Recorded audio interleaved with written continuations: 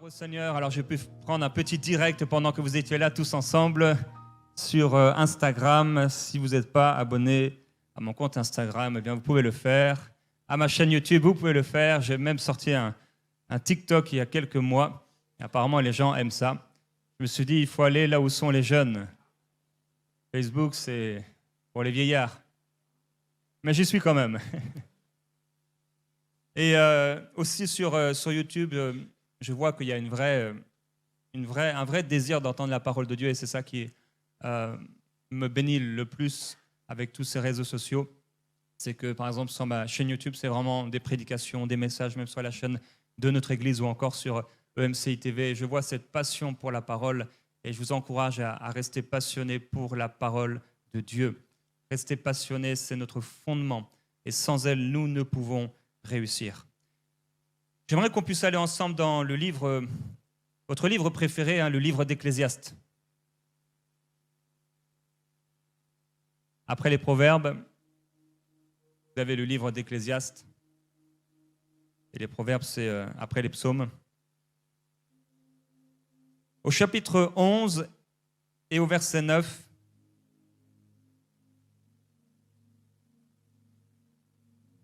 Ecclésiaste, chapitre 11, verset 9. Jeune homme ou jeune femme, réjouis-toi pendant ton adolescence, que ton cœur te rende heureux pendant les jours de ta jeunesse. Marche dans les voies de ton cœur et selon les regards de tes yeux, mais sache que pour tout cela, Dieu te fera venir en jugement. Écarte de ton cœur le tracas. Je veux bien le piano, oui. Voici un frère qui est là, merci beaucoup. Et éloigne le mal de ton corps, car l'adolescence et l'aurore sont vanité.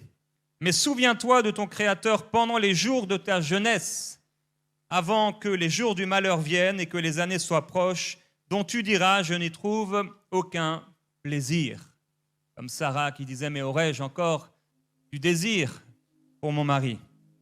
Au verset 6, avant que le cordon d'argent se détache, que le globe d'or se casse, que la jarre se brise sur la source et que la roue se casse sur la citerne, avant que la poussière retourne à la terre comme elle y était et que l'esprit retourne à Dieu qui l'a donné. Vanité des vanités, dit l'Ecclésiaste, tout est vanité. Et on peut lire au verset 13, écoutons la conclusion de tout le discours, donc de tout le livre d'Ecclésiaste. Crains Dieu et observe ses commandements. C'est là tout l'homme, car Dieu fera passer toute œuvre en jugement au sujet de tout ce qui est caché, soit bien, soit mal. Alors c'est extraordinaire d'être jeune. Dans ma jeunesse, j'ai passé des bons moments avec la personnalité que Dieu m'a donnée. Et on a eu des super moments, je peux m'en souvenir. Il y a même eu des moments où, pas le Seigneur s'il aurait été fier, mais à ce moment-là, moi, je me suis amusé. Mais s'amuser, ça peut être dangereux, surtout si on s'amuse de la mauvaise façon. Et ici, nous avons cet encouragement. Profite de ta jeunesse, mais avec sagesse, pas sans intelligence. Sois heureux, danse, joue, réjouis-toi. Et sache que pour chacune de ces choses, tu vas te retrouver devant le Seigneur.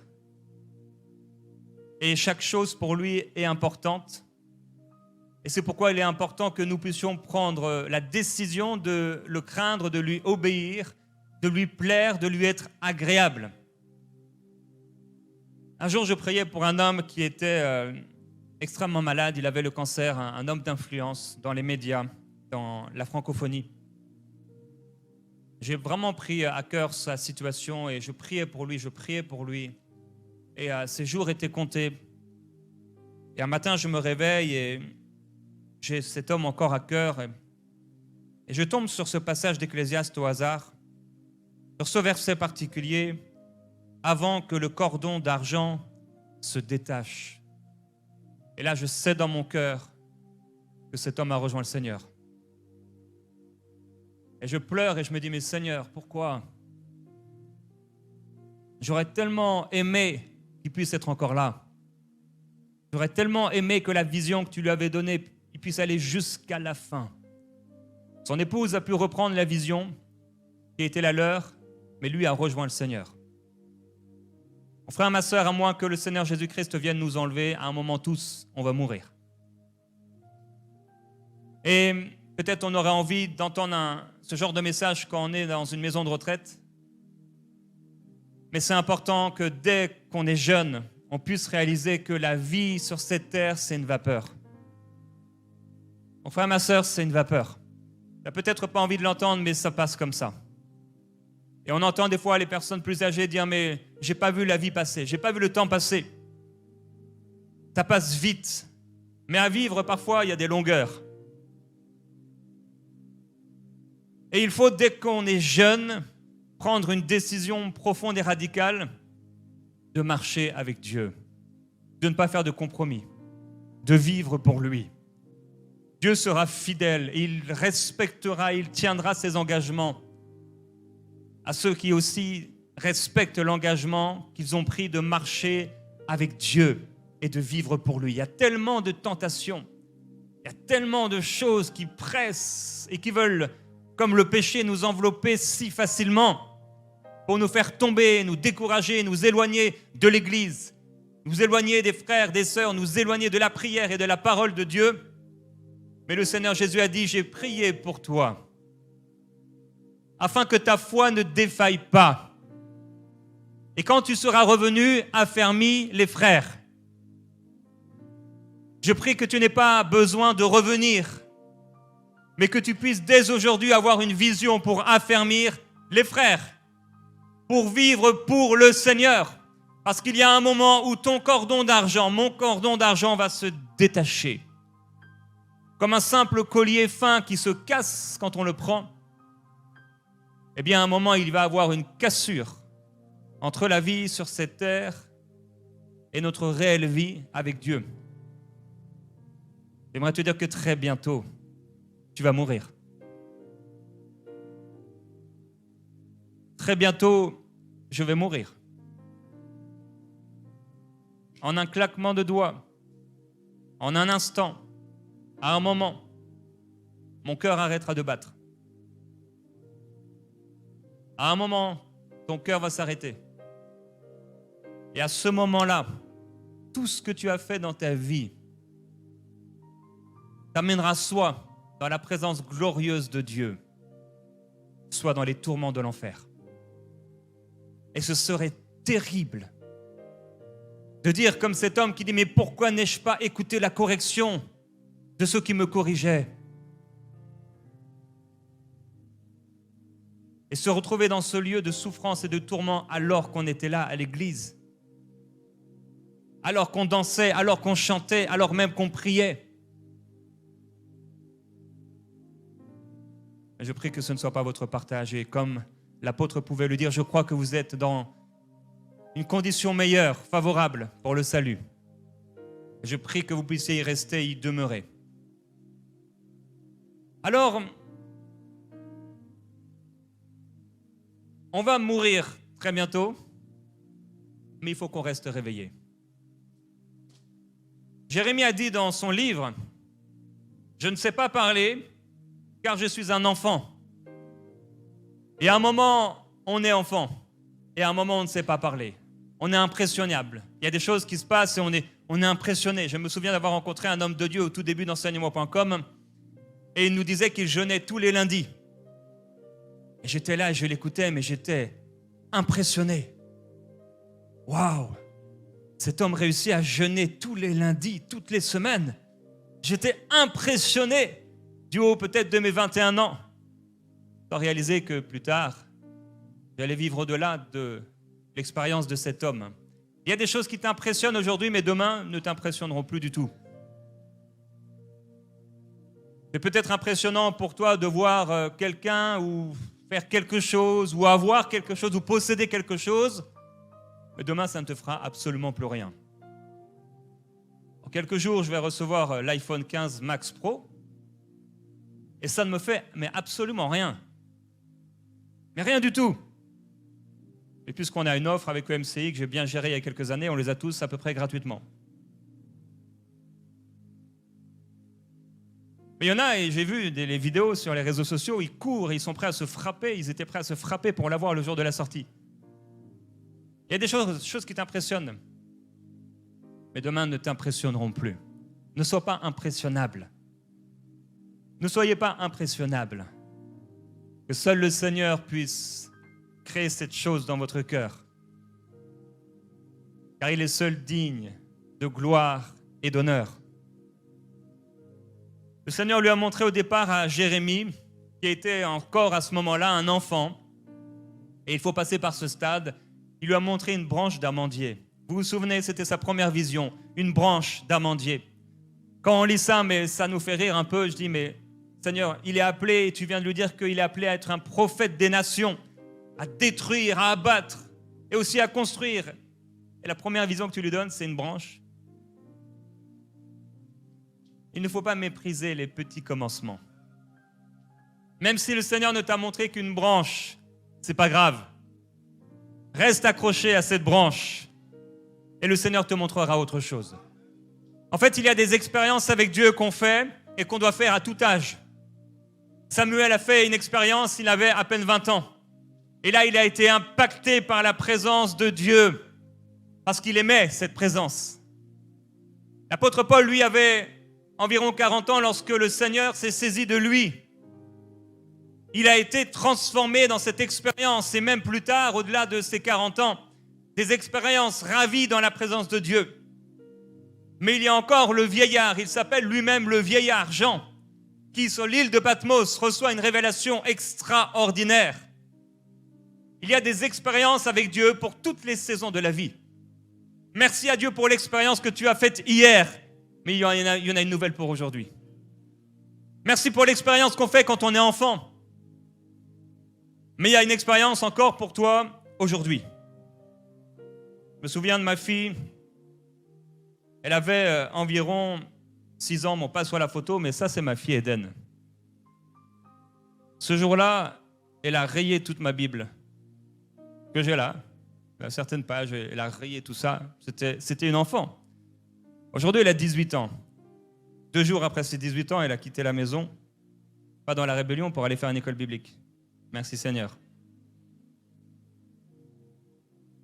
Et je me souviens, on venait d'arriver au Canada. Elle était toute petite. Et un soir, vous savez, quand on est petit, on a, histoire d'enfant. Elle était dans sa chambre et dans la nuit, elle voit sur son mur des personnages de bande dessinée. Et puis qu'il y avait peut-être Donald Duck, je ne sais pas, Mickey, je ne sais pas qui était là. À l'époque, elle nous avait raconté. Elle voit ces personnages passer sur son mur. Et à un moment, ces personnages s'effacent pour laisser place au super-héros des super-héros, le Seigneur Jésus. Elle a été impactée là alors qu'elle avait quelques années. Et elle a commencé à nous dire, je vais être missionnaire. Elle avait environ 6 ans. Elle a commencé à nous parler des choses que Dieu avait mises dans son cœur. Elle nous disait qu'il y a des personnes qui sont riches dans le monde et elle va travailler avec ces personnes pour pouvoir aider les pauvres en Inde.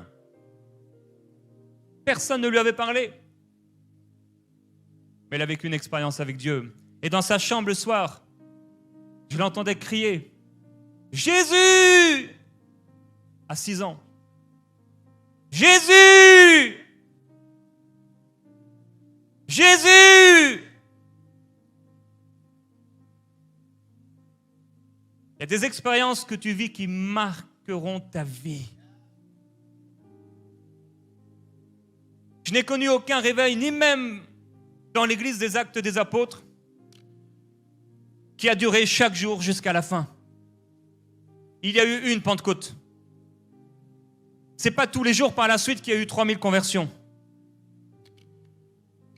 Il y a eu des moments plus difficiles.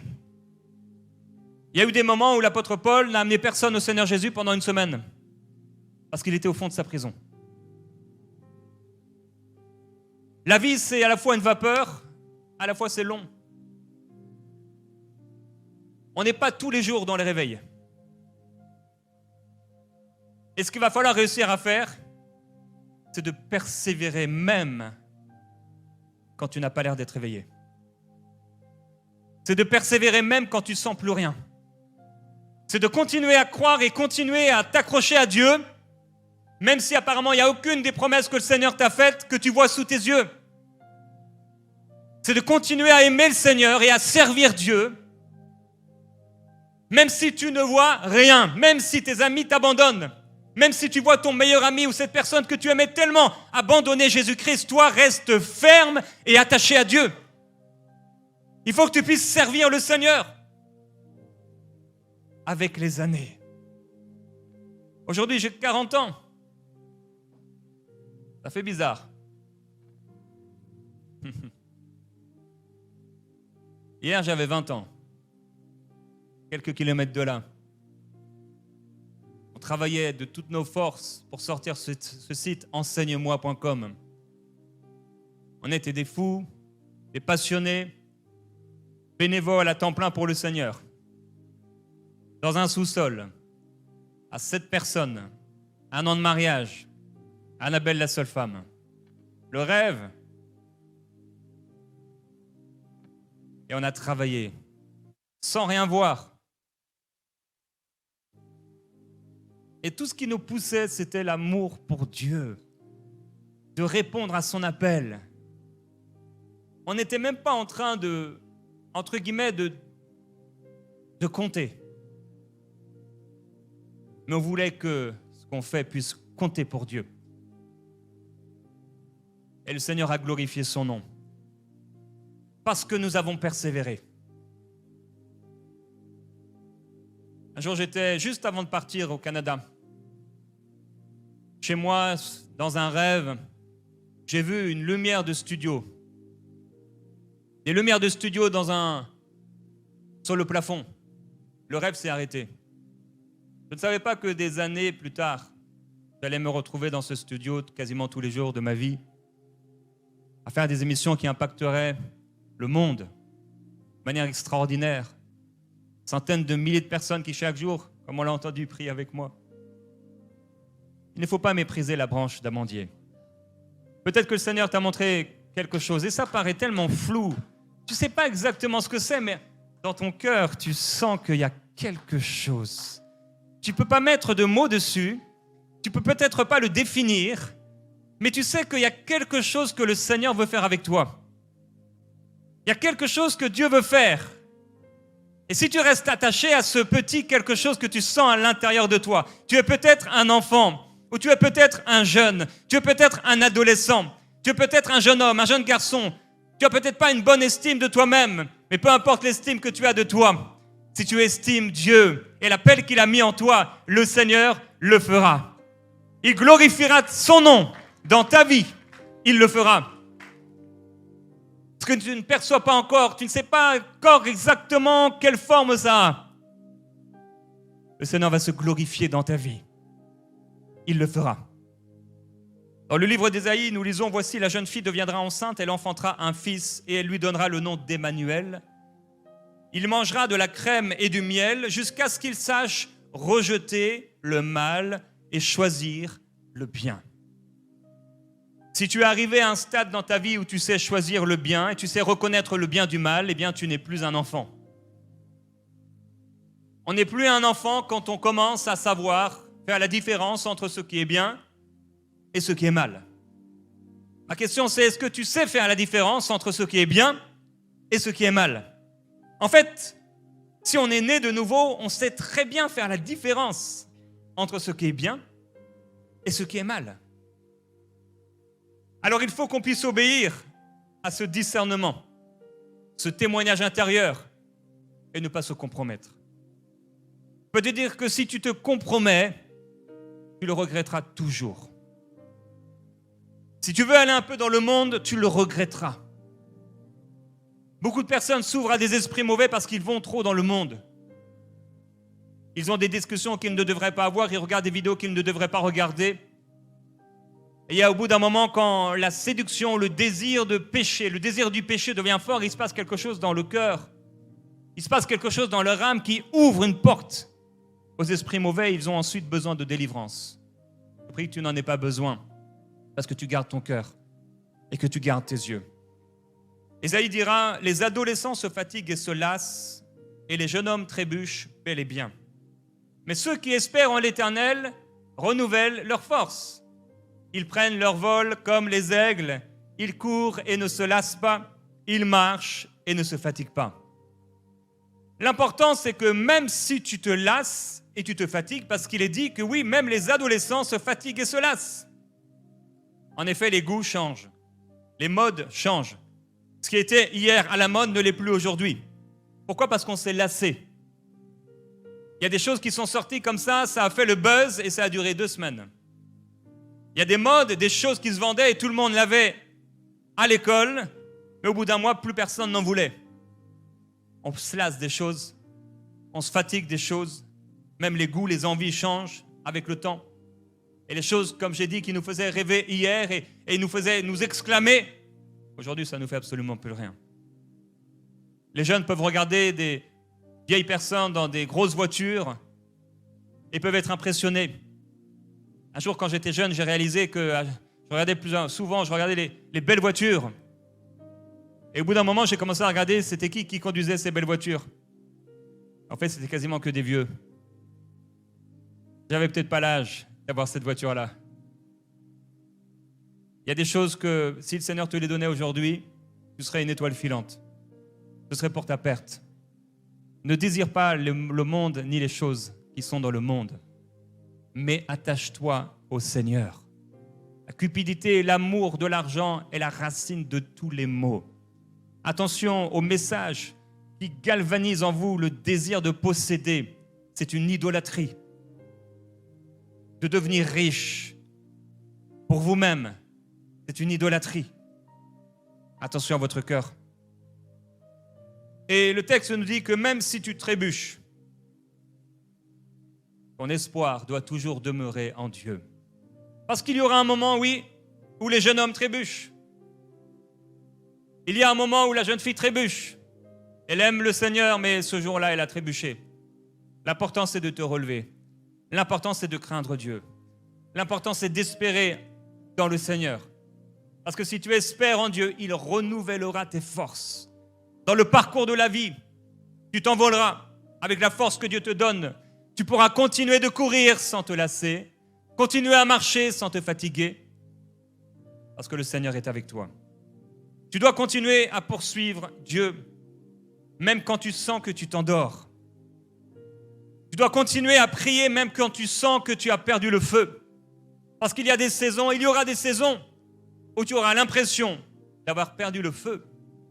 Tu es peut-être dans une de ces saisons aujourd'hui et tu as l'impression et tu vois qu'en fait, tu n'as plus le même zèle qu'hier. Je veux te dire, demeure dans l'espérance et dans la foi, parce qu'il y a une nouvelle expérience que Dieu va te faire vivre.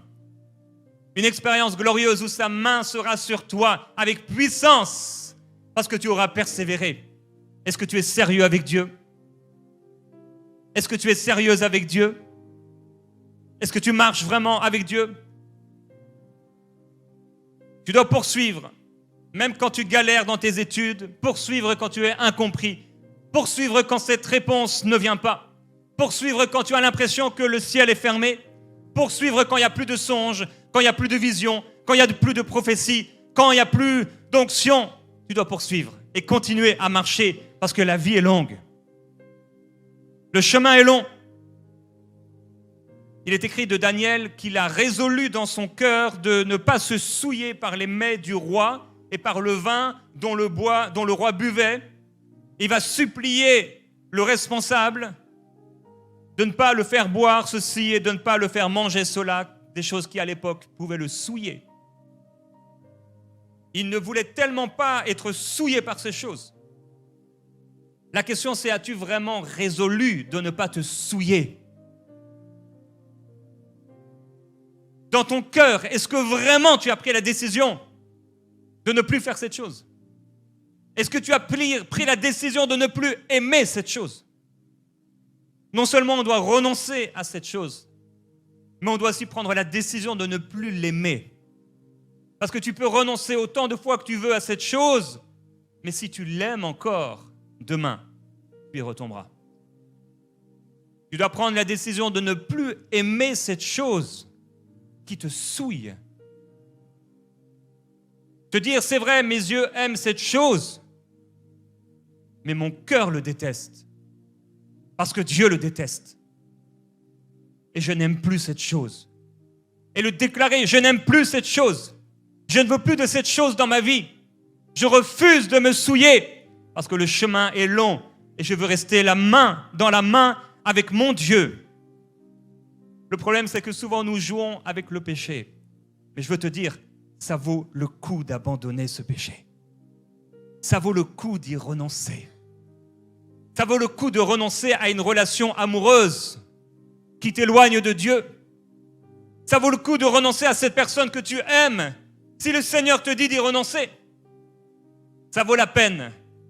Ça vaut la souffrance. À ce moment-là, tu peux souffrir un peu, mais ce n'est pas grave. Tu verras la récompense que le Seigneur accorde à ceux qui lui obéissent. Tu dois être prête à tout abandonner pour lui. Dans toutes les saisons de ta vie, il y aura des renoncements, il y aura des choses que tu dois abandonner. Persévère.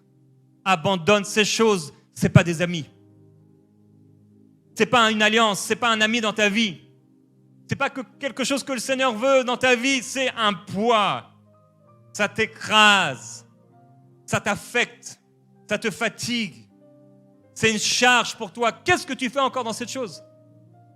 Renonce-y. Dieu te donne par le Saint-Esprit qui vit en toi la capacité d'y renoncer. Ça vaut la peine. Ça vaut la peine de renoncer à ces choses. Ça vaut la peine d'abandonner des relations. Ça vaut la peine de prier, de prendre le temps de prier. Ça vaut la peine de se réveiller plus tôt le matin pour prendre un temps avec Dieu. Ça vaut la peine de se réveiller même quand on est fatigué pour aller à l'église. Ça vaut la peine de servir le Seigneur même quand on ne veut plus le servir. Ça vaut la peine de continuer à persévérer, de continuer à marcher avec Dieu. Même quand les mensonges sataniques nous oppressent et nous disent que ça ne sert plus à rien.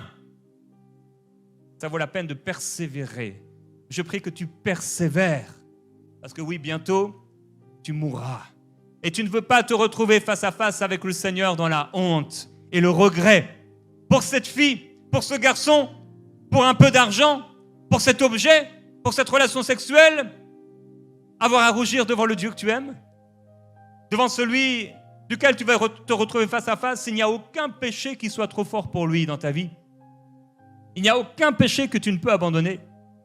Il n'y a aucun péché dont tu ne peux renoncer. Il n'y a aucun péché, aucune addiction dont le Seigneur ne peut délivrer. Si tu acceptes de ne plus aimer cette chose, le Seigneur te délivrera. Il te libérera. Il te fortifiera. Il y a un homme dans la Bible qui s'appelle Belchatsar. On trouve son histoire dans le livre de Daniel. Et c'était le fils de Nebuchadnezzar, cet homme roi orgueilleux qui un jour, prétentieusement, en voyant sa réussite sociale, son argent, est devenu comme un animal.